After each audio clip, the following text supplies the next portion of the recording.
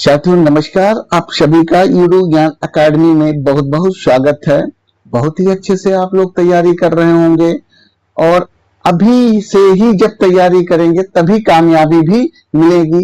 इस YouTube channel पर आप सभी को अध्यायवार पाठ सामग्री, तैयारी के लिए सामग्री उपलब्ध होती रहेगी। चैप्टर वाइज इसीलिए हमने स्टार्ट किया है और आज का जो चैप्टर है वो हंटर आयोग है। आयोग का गठन 1882 में हुआ था और यह वीडियो सुपर टेट की जो बच्चे तैयारी कर रहे हैं उनके लिए भी महत्वपूर्ण है। तो समस्त अध्यापकों के लिए और छात्रों के लिए भी, कॉम्पिटिटिव एग्जामिनेशंस की जो तैयारी कर रहे हैं उनके लिए भी अत्यंत महत्वपूर्ण है। चलिए आज जानते हैं हंटर शिक्षा आयोग के बारे में और इससे कौन कौन से प्रश्न परीक्षा के लिए महत्वपूर्ण है, आ सकते हैं, उनको संकलित किया गया है। पहला क्वेश्चन है हंटर शिक्षा आयोग। हंटर शिक्षा आयोग 1882 डेट विशेष रूप से हमें याद रखनी है कि आयोग जो भी हैं डेट से रिलेटेड कम से कम 2 या 3 क्वेश्चन अवश्य पूछे जाएंगे, तो डेट याद रखनी है। हंटर शिक्षा आयोग 1882 का गठन मुख्यतः किस उद्देश्य से किया गया था? ऑप्शन ए है विश्वविद्यालय शिक्षा में सुधार हेतु। दूसरा ऑप्शन है वुड्स डिस्पैच 1854 की सिफारिशों के क्रियान्वयन की समीक्षा हेतु। और सी ऑप्शन है अंग्रेजी शिक्षा को अनिवार्य बनाने हेतु। और डी ऑप्शन यहाँ पे दिया गया है भारतीय विश्वविद्यालयों की स्थापना हेतु। तो इसमें से कौन सा ऑप्शन राइट होगा? तो थोड़ा सा स्पष्टीकरण आप लोगों को दे दूं कि हंटर आयोग का गठन लॉर्ड रिपन किसने किया था? लॉर्ड रिपन के द्वारा किया गया था। और कब किया गया था? 1882 में। उस डिस्पैच कब आया था? 1854 में आया था कि सिफारिशों के क्रियान्वयन की समीक्षा करने तथा विशेष रूप से प्राथमिक एवं माध्यमिक शिक्षा की स्थिति का अध्ययन करने के लिए किया गया था। प्राथमिक और माध्यमिक में क्या कंडीशंस शिक्षा की हैं, तो उन कंडीशंस को जानने के लिए और उनको सुचारू रूप से व्यवस्थित करने के लिए हंटर आयोग 1882 का गठन किया गया था। तो अब यहाँ पे आंसर आप लोग समझ गए होंगे कि उस डिस्पैच 1854 की सिफारिशों के क्रियान्वयन की समीक्षा हेतु किया गया था। अर्थात यहाँ पे बी ऑप्शन क्या हो जाएगा? राइट हो जाएगा। तो यहाँ पे बी ऑप्शन को टिक करेंगे। नेक्स्ट क्वेश्चन पे आते हैं। क्वेश्चन नंबर 2 है निम्नलिखित में से कौन सा आयोग प्राथमिक शिक्षा के विकेंद्रीकरण का सबसे प्रबल समर्थक था? सैडलर आयोग? नहीं। हार्टोग आयोग समिति? नहीं। हंटर शिक्षा आयोग? क्या हो जाएगा? सी ऑप्शन राइट हो जाएगा। और क्यों हो जाएगा? क्योंकि हंटर आयोग ने प्राथमिक शिक्षा को क्या किया था? प्राथमिक शिक्षा का दायित्व स्थानीय निकायों जैसे जिला बोर्ड एवं नगर पालिकाओं को सौंपने की सिफारिशें की, जो विकेंद्रीकरण का महत्वपूर्ण उदाहरण था। अर्थात विकेंद्रीकरण का मतलब होता है अलग अलग केंद्रों के द्वारा निगरानी की जाए। तो यहाँ पे जिला बोर्ड बना दिया गया और नगर पालिकाओं को सौंप दिया गया कि आप लोग अपने अपने यहाँ पर प्राथमिक शिक्षा के दायित्वों की पूर्ति करें। तो यहाँ सी ऑप्शन क्या हो जाएगा? राइट हो जाएगा। क्वेश्चन नंबर 3 पर आते हैं। हंटर आयोग के अनुसार प्राथमिक शिक्षा का प्रमुख उद्देश्य क्या होना चाहिए? विश्वविद्यालय की तैयारी, सरकारी नौकरी हेतु प्रशिक्षण, जनसाधारण को उपयोगी एवं व्यवहारिक शिक्षा प्रदान करना। आंसर सी होगा। ए, बी और डी से कोई मतलब नहीं होगा, क्योंकि इस आयोग में बताया गया था कि आयोग ने माना कि प्राथमिक शिक्षा का उद्देश्य आम जनता को दैनिक जीवनोपयोगी एवं व्यवहारिक शिक्षा उपलब्ध कराना होना चाहिए, ना कि उच्च शिक्षा की तैयारी कराना। तो यहाँ पे सी ऑप्शन राइट हो जाएगा। क्वेश्चन नंबर 4 पर आते हैं। हंटर आयोग ने माध्यमिक शिक्षा को मुख्यतः कितनी धाराओं में विकसित करने का सुझाव दिया? बहुत ही इंपॉर्टेंट क्वेश्चन है। हंटर आयोग ने माध्यमिक शिक्षा को मुख्यतः कितनी धाराओं में विकसित करने का सुझाव दिया? 1 नहीं 2। बी ऑप्शन क्या हो जाएगा? राइट हो जाएगा। क्यों हो जाएगा? इसके अंतर्गत 2 चीजें हमें याद रखनी है। हंटर आयोग ने माध्यमिक शिक्षा को 2 धाराओं में विकसित करने की अनुशंसा की थी, और कौन कौन सी थी वो? विश्वविद्यालयोन्मुख, एक तो लिटरेरी और occasional education, literary education and occasional. Occasional का मतलब होता है व्यवसायिक या व्यवहारिक। तो यहाँ पे नंबर 1 विश्वविद्यालयी स्तर, विश्वविद्यालयी स्तर हो जाएगा, और दूसरा जो है व्यवसायिक स्तर हो जाएगा। क्या हो जाएगा? व्यवसायिक स्तर हो जाएगा। 2 प्रमुख धाराओं में विकसित करने का सुझाव दिया था, विश्वविद्यालयी स्तर और व्यवसायिक स्तर पर। तो यहाँ पे बी ऑप्शन राइट हो जाएगा। नेक्स्ट क्वेश्चन पर आते हैं। क्वेश्चन नंबर 5 है, निम्नलिखित में से कौन सी सिफारिश हंटर आयोग की नहीं थी? मातृभाषा में प्राथमिक शिक्षा, ये तो थी ही, तो ये राइट है। और यहाँ पे ये भी हमें देखना कि नहीं थी। कभी कभी कॉम्पिटिटिव एग्जाम में जब हम बैठे होते हैं तो नहीं पर ध्यान ही नहीं जाता है और हम क्वेश्चन को गलत करके आते हैं। तो ये विशेष रूप से क्वेश्चन को जब हम पढ़ें तो बहुत ही अच्छे से पढ़ें, तभी हम अच्छे अंक प्राप्त करने के आशा कर सकते हैं। तो यहाँ पे क्या हो जाएगा? ये तो सही है। मातृभाषा में प्राथमिक शिक्षा, निजी विद्यालयों को अनुदान, बिल्कुल ग्रांट भी प्रदान की गई। हंटर आयोग ने सिफारिश की कि निजी विद्यालयों को ग्रांट प्रदान की जाए, जिससे कम खर्चे पर सरकार को बिल्डिंग भी नहीं बनवानी पड़ेगी और कम खर्चे पर सही शिक्षा उपलब्ध कराई जा सकेगी। स्थानीय निकायों को प्राथमिक शिक्षा का दायित्व, ये भी सही है। हंटर आयोग ने स्थानीय निकायों को प्राथमिक शिक्षा का उत्तरदायित्व भी दे दिया था। विश्वविद्यालयों पर सरकारी नियंत्रण का बढ़ाना, हंटर आयोग में विश्वविद्यालयों के लिए नियंत्रण के प्रति कोई भी शब्द नहीं बोला गया था, इसलिए यहाँ पे डी ऑप्शन क्या हो जाएगा? गलत हो जाएगा। और यही यहाँ पे राइट ऑप्शन है, क्योंकि नहीं दिया गया है। इस तरीके से समझ गए कि डी ऑप्शन राइट है। क्वेश्चन नंबर 6 पर आते हैं। हंटर आयोग की सबसे महत्वपूर्ण उपलब्धि किसे माना जाता है? विश्वविद्यालयों की स्थापना, प्राथमिक शिक्षा के विस्तार की स्पष्ट नीति।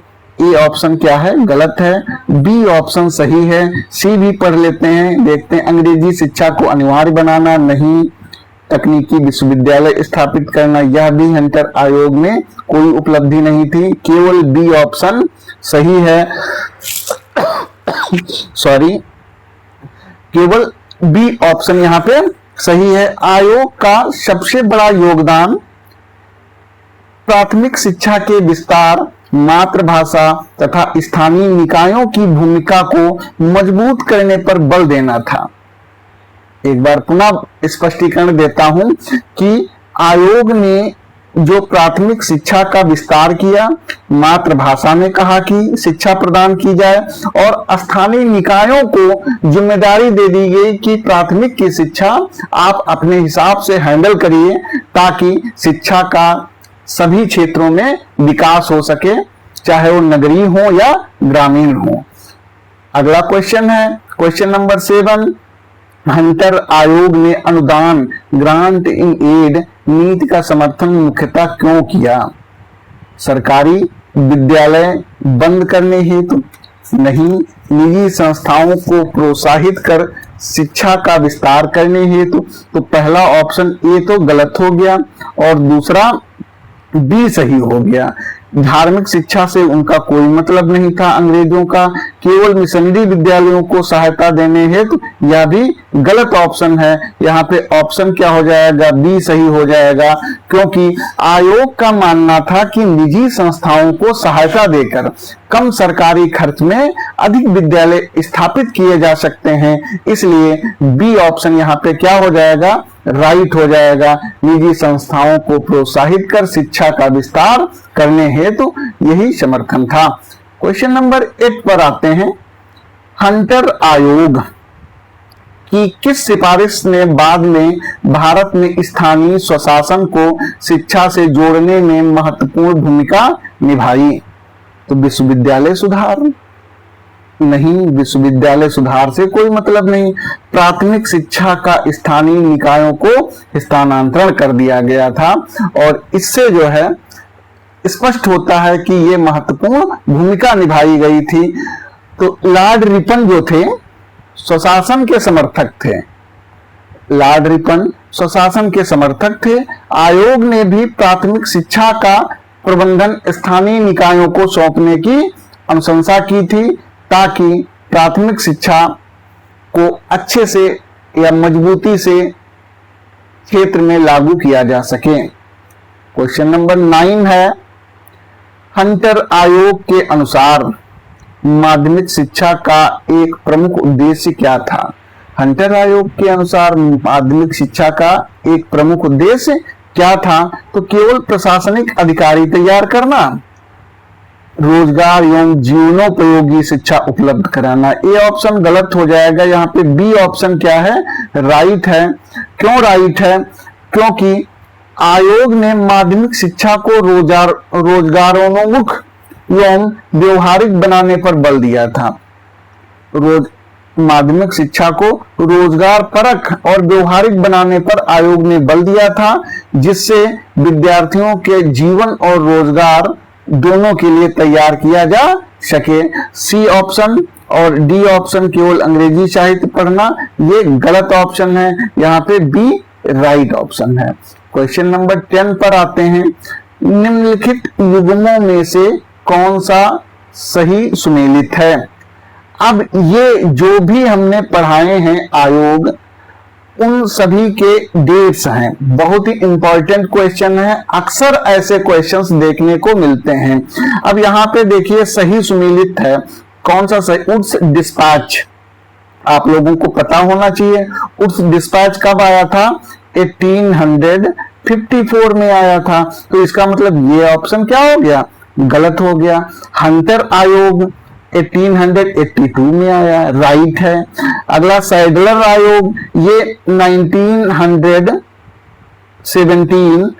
से लेकर के 19 तक चला, तो ये भी गलत हो गया, अर्थात सी ऑप्शन भी गलत है। हार्टोग समिति 1882 यहाँ पे दिया गया, जबकि इसका राइट समय क्या है, 1829 में हार्टोग समिति बनी थी। तो यहाँ पे बी ऑप्शन राइट हो जाएगा। हंटर आयोग 1882 ही सही है, बाकी सभी गलत हैं। तो आप सभी लोग इन डेट्स को अच्छे से क्लियर कर लें, इनको नोट डाउन कर लिया करिए अपने नोटबुक में, ताकि ये जब कभी भ्रमित हो तो देख सकें। अगला क्वेश्चन आते हैं, क्वेश्चन नंबर 11। हंटर शिक्षा आयोग, हंटर शिक्षा आयोग ने प्राथमिक शिक्षा का उद्देश्य किस वर्ग की आवश्यकताओं की पूर्ति करना माना? तो उच्च वर्ग नहीं, विश्वविद्यालयों के विद्यार्थियों के लिए नहीं, और सी ऑप्शन है सामान्य जनता एवं ग्रामीण समाज। तो यहाँ पे सी ऑप्शन राइट हो जाएगा। हंटर शिक्षा आयोग ने सामान्य जनता तथा ग्रामीण समाज को प्राथमिक शिक्षा के उद्देश्य की पूर्ति के लिए माना था। तो यहाँ सी करेक्ट हो जाएगा। डी सरकारी कर्मचारियों से कोई मतलब ही नहीं है।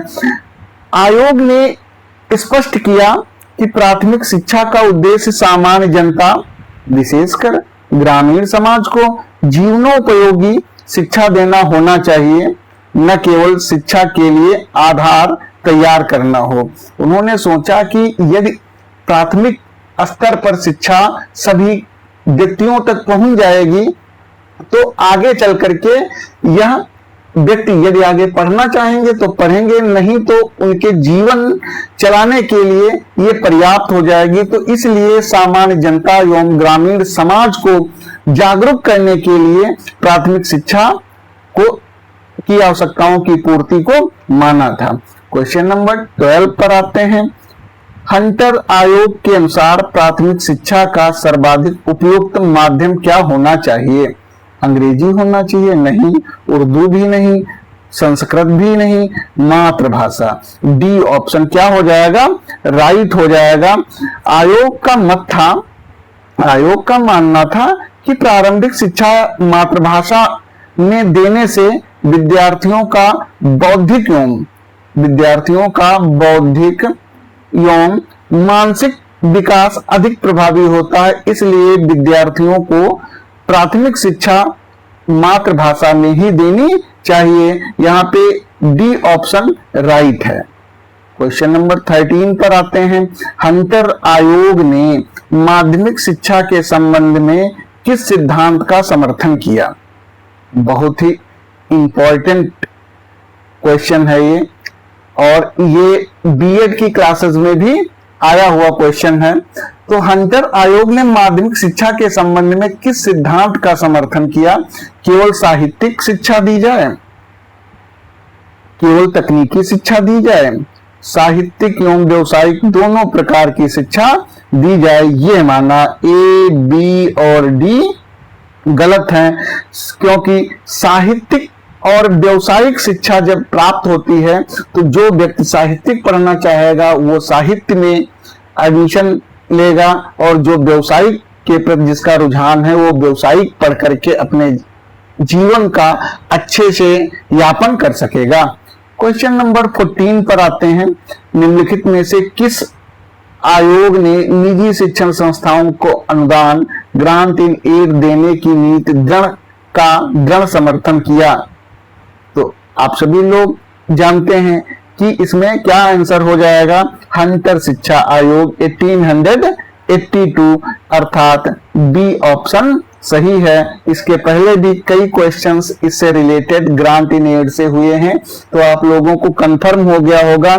एक चीज और बताना चाहूंगा कि यदि आप लोग इन डेट्स को क्लियर न कर पा रहे हो तो इनको नोट अवश्य कर लिया करिए, क्योंकि मेमोरी हमारी उतना फास्ट नहीं होती है कि हर समय इन डेट्स को, लेकिन जब हम लिख देते हैं तो हमारी मेमोरी फीड हो जाती है और लिखने पर अधिक याद होता है। तो इनको नोट डाउन कर दिया करिए ताकि डेट्स कंफर्म रहें कि हंटर शिक्षा आयोग 1882 में आया और हार्टोग समिति 1929 में आई, तो इस तरीके से याद हो जाना चाहिए। क्वेश्चन नंबर 15 पर आते हैं।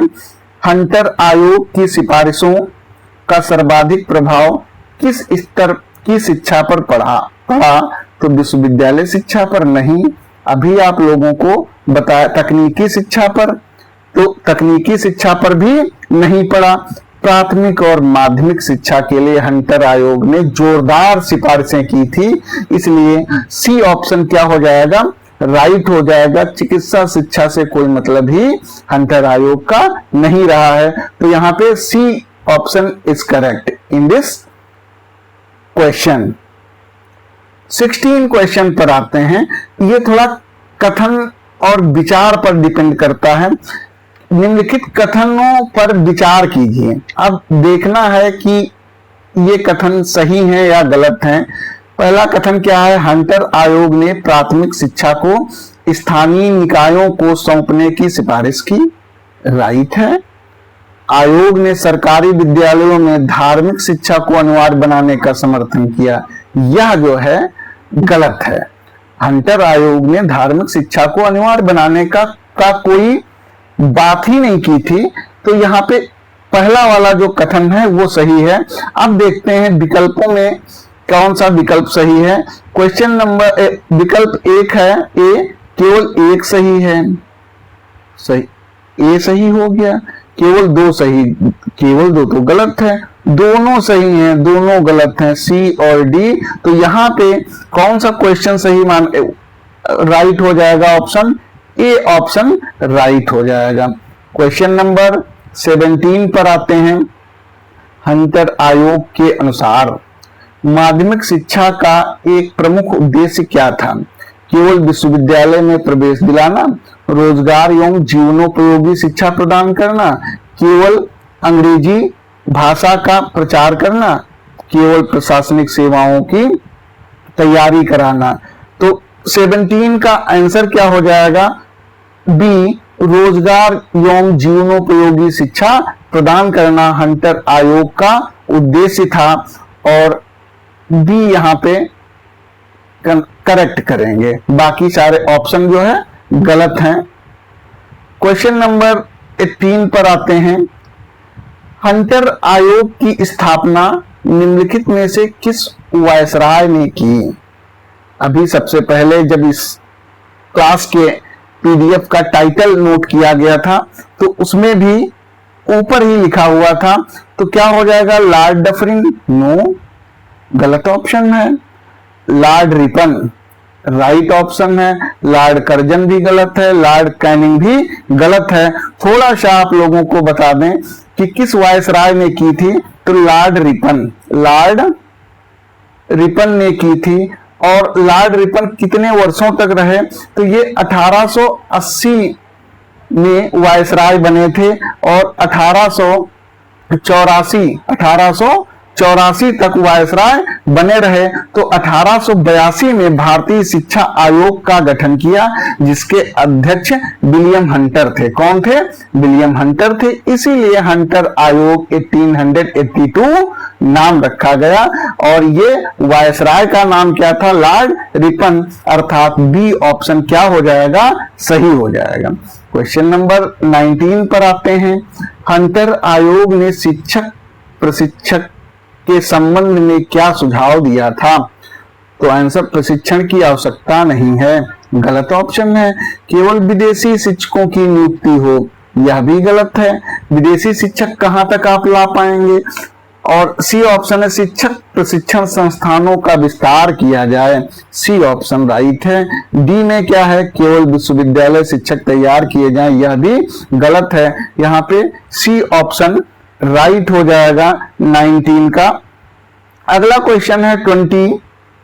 निम्नलिखित में से कौन सा कथन हंटर शिक्षा आयोग 1882 के संबंध में सही है? तो ऑप्शन देखते हैं। इसका मुख्य विषय विश्वविद्यालय था, नहीं, गलत है। इसने अंग्रेजी को प्राथमिक शिक्षा का माध्यम बनाने की अनुशंसा की, नहीं। इसने मातृभाषा को प्राथमिक शिक्षा का माध्यम बनाने की अनुशंसा की थी। और सी ऑप्शन क्या है? इसने प्राथमिक शिक्षा के विस्तार, मातृभाषा और स्थानीय निकायों की भूमिका पर बल दिया। सी यहाँ पे क्या हो जाएगा? राइट हो जाएगा। और डी भी देख लेते हैं। इसने भारतीय विश्वविद्यालय अधिनियम 1904 का मसौदा भी तैयार किया, ये गलत है। और ए भी गलत है, बी भी गलत है। यहाँ पे सी ऑप्शन क्या हो जाएगा? राइट हो जाएगा। क्वेश्चन नंबर 21 पर आते हैं। हंटर शिक्षा आयोग 1882 की कौन सी सिफारिश भारतीय शिक्षा के विकेंद्रीकरण से सबसे अधिक संबंधित है?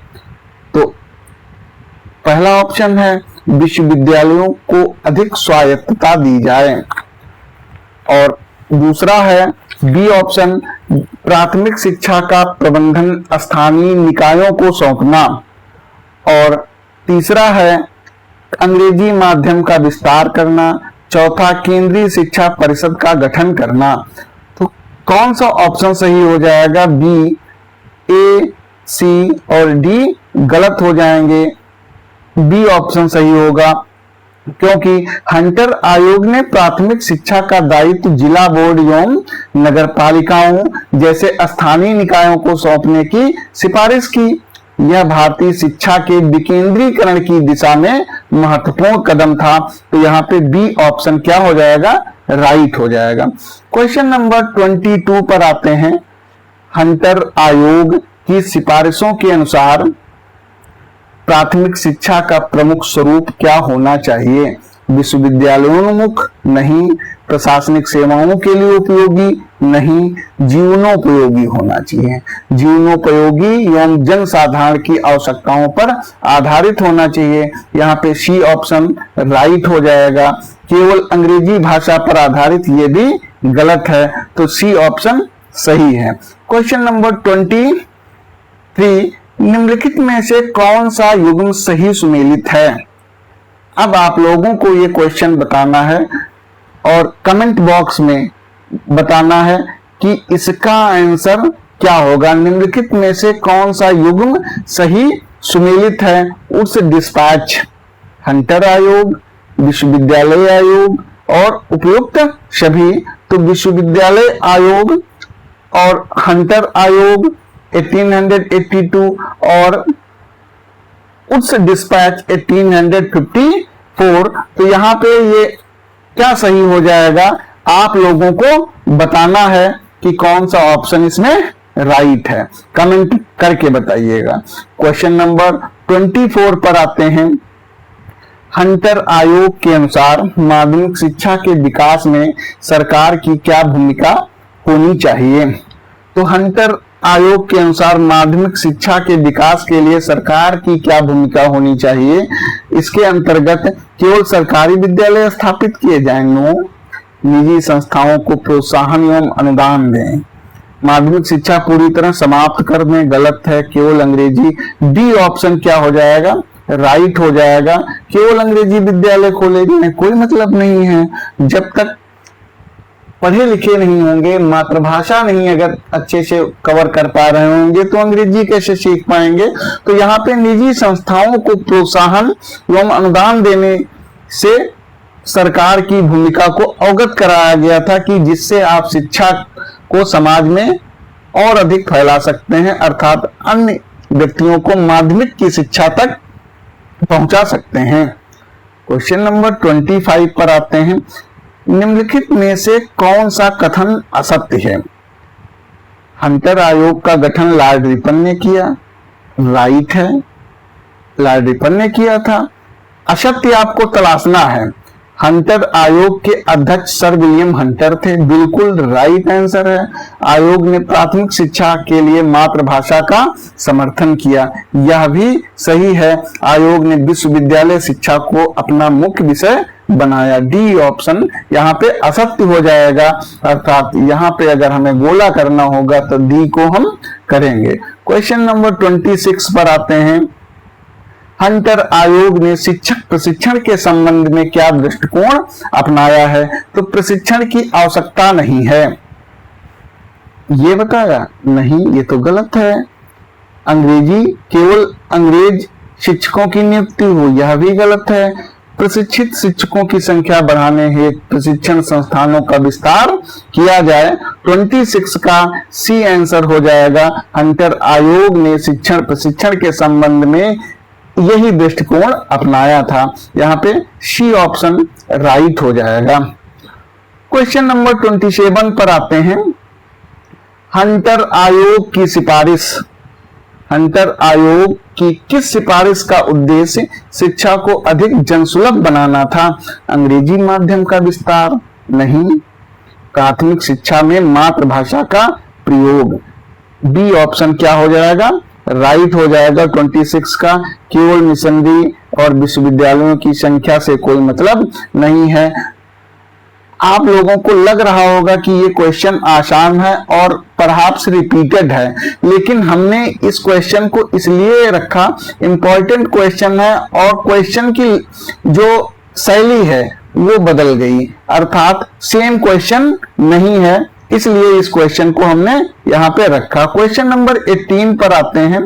निम्नलिखित में से कौन सा आयोग उस डिस्पैच 1854 के कार्यान्वयन की समीक्षा के लिए गठित किया गया था? अब इतने क्वेश्चंस जब हो चुके हैं तो आप लोगों को पता भी चल गया होगा कि कौन सा राइट हो जाएगा इसमें आंसर। तो हंटर आयोग राइट है, बाकी आयोगों का क्रियान्वयन से या कार्यान्वयन से, कार्य निरीक्षण से कोई उस डिस्पैच का संबंध नहीं है। यहाँ पे हंटर शिक्षा आयोग का संबंध है। क्वेश्चन नंबर 29 पर आते हैं। निम्नलिखित कथनों पर विचार कीजिए। प्राथमिक शिक्षा को स्थानीय निकायों के अधीन किया जाए, माध्यमिक शिक्षा में निजी संस्थाओं को प्रोत्साहित किया जाए और शिक्षक प्रशिक्षण संस्थानों का विस्तार किया जाए। ये तीनों कथन जो है हंटर आयोग से संबंधित हैं। अब सही कौन से हैं? केवल फर्स्ट और सेकंड सही है, नो। केवल सेकंड और थर्ड सही है, नो। केवल फर्स्ट और थर्ड सही है, नहीं। डी ऑप्शन राइट है। तीनों ऑप्शन हमारे सही है, तीनों जो विचार हैं, कथन हैं, वो सही हैं, तो यहाँ पे डी हो जाएगा। क्वेश्चन नंबर 30 पर आते हैं। निम्नलिखित आयोगों का सही कालक्रम कौन सा है? अब ये देखना है कि सही कालक्रम इन क्वेश्चंस का कौन सा है। हंटर आयोग 1882 में बना, चलिए ठीक है, 1882 में हंटर आयोग बन गया, ये हो गया। विश्वविद्यालय आयोग 1902 में बना और सैडलर आयोग कब बना था? 1917 में बना था और हार्टोग समिति 1929 में बनी थी। तो इस तरीके से यदि देखा जाए तो यहाँ पे ए ऑप्शन सही है क्वेश्चन नंबर 30 में, और बाकी ऑप्शन जो भी हैं विश्वविद्यालय आयोग नहीं, सब सैडलर और हंटर, पहला वाला option A option is right of this question.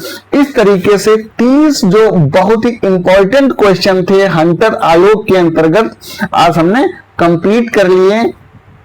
यदि क्लास पसंद आई हो तो लाइक अवश्य कर दिया करिए और सब्सक्राइब अवश्य कर लें ताकि आने वाले समस्त वीडियोस की नोटिफिकेशन आप सभी को बराबर मिलती रहे। और अपने साथियों को भी वीडियो शेयर कर दिया करिए। बहुत ही मेहनत करके आप लोगों के लिए ये पीडीएफ उपलब्ध कराई जा रही हैं और क्वेश्चंस बनाए जाते हैं ताकि कोई भी पक्ष छूटने ना पाए या कोई भी इंपॉर्टेंट चैप्टर से क्वेश्चन छूटने ना पाए।